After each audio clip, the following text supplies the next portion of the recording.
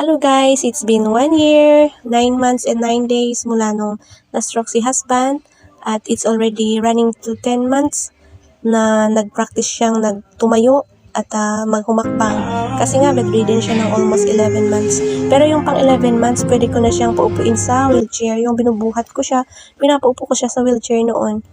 At thankfully, dahil ngayon ay kahit hindi siya masyadong malakas na tumayo at maglakad, humakbang, ay at least pasalamat ako sa Panginoon dahil yung pakiramdam niya ay okay naman, hindi yung nahihilo ganon or mabigat ang katawan, hindi naman. Sa ngayon, okay naman siya. Wala naman siyang sinasabi na hindi magandang nararamdaman. Kaya kahit ganito ay malaking pasalamat ko sa Panginoon.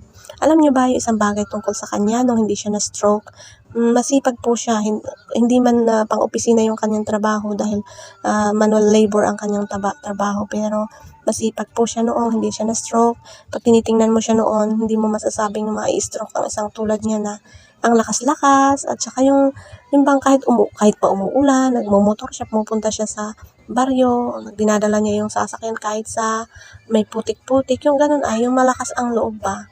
Pero reminder din sa mga masisipag na katulad niya na kahit mabibigat na trabaho ay walang alintana, makapag-provide lang sa family.